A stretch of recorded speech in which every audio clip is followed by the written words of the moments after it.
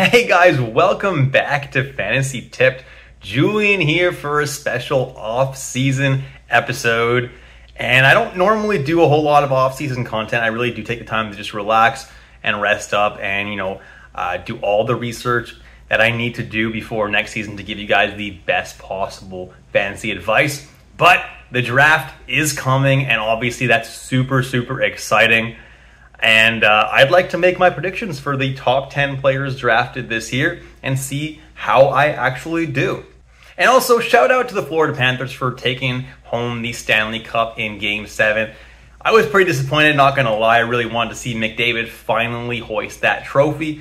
But it was a really great run and a hell of a comeback by the Oilers. Hopefully in the next couple of years they're able to actually hoist the cup for real. Let's jump into my predictions now. And at number 1, I have the San Jose Sharks taking Macklin Celebrini. No surprise here, Macklin Celebrini is going to be an exceptional player. He's going to be like a Jonathan Toews-like franchise defensive forward. I'm not expecting him to be a Connor Bedard or a Connor McDavid or a Sidney Crosby, but Jonathan Toews-like is definitely a good comparison, someone who can be really solid for San Jose down the stretch. You'll notice here that it says rank in the middle of the screen there. That means where Bob McKenzie specifically ranked that player in his top prospects ranking. Second overall, I have Chicago taking Artem Levshinov. They seem to be trending in that direction with their pick, and he had a great freshman year at Michigan State. 35 points in 38 games for a right-handed defenseman. He's a very aggressive player and has an incredible amount of talent. Could very easily become Chicago's #1 defenseman in just a few years. And shout out to the fact that he's from Belarus. He would be the highest Belarusian player ever drafted in the NHL. The highest right now is Ruslan Saleh by the Anaheim Ducks at number 9 overall, and then Andrei Kostitsyn by the Montreal Canadiens at number 10 overall. So this guy will definitely become the highest ever drafted Belarusian player. At number 3, I have the Anaheim Ducks taking Anton Silayev.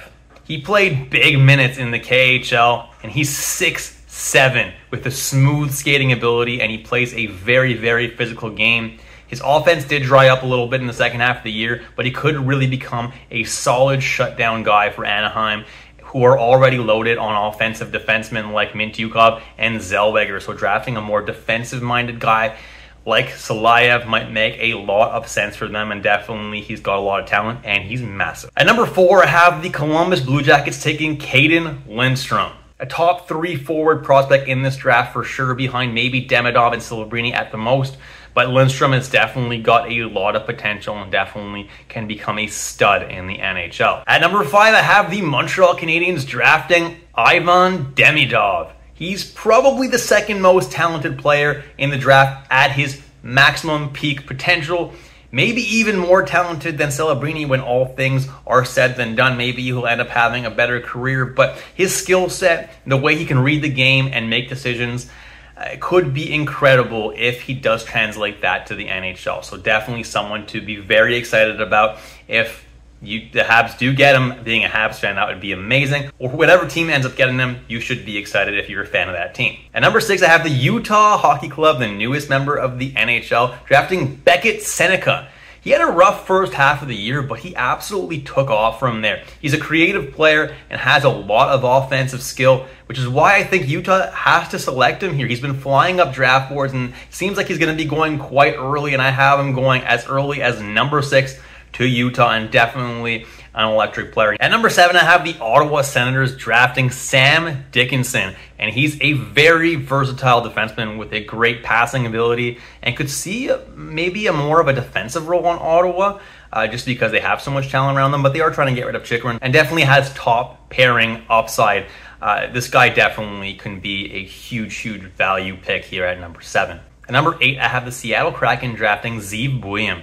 He had an incredible year with Denver. They were the NCAA champions, and he played big minutes. He had 50 points in 42 games, and he will definitely be an incredible offensive-minded defenseman one day. At number 9, I have the Calgary Flames drafting son of NHL legend Jarome Iginla, Tej Iginla.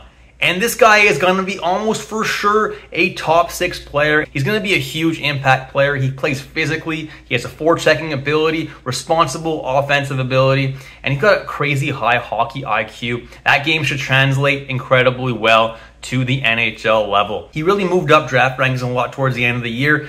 And if he's still available at 9, I don't know how the Calgary Flames could possibly pass up on son of their legend, Jarome Iginla. And he's just got so much talent. It's not like they're grabbing him early. This is about the area he should be going in.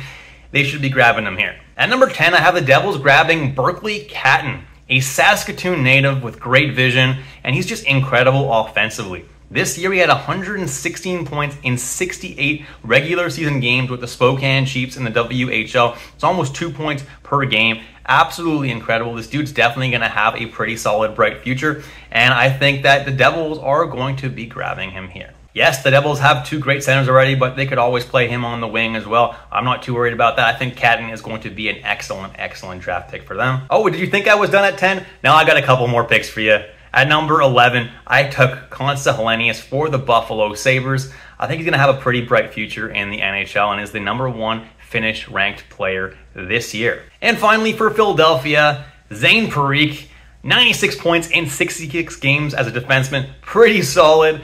He's going to be such an amazing power play quarterback in the future. And even though his defensive game could use some work, that offensive talent is absolutely undeniable, and I don't think that Philadelphia will be able to pass on him if somehow he is available at 12. And that's it, guys. Those are my picks for the 2024 NHL Draft. What do you guys think? Leave your picks down in the comments below. Let me know who you will be drafting in their top 10 picks and who you would take for your favorite team as well. As always, guys, if you enjoy the content, drop a like and hit that subscribe button if you haven't already. And I'll catch you in the next episode of Fantasy Tipped.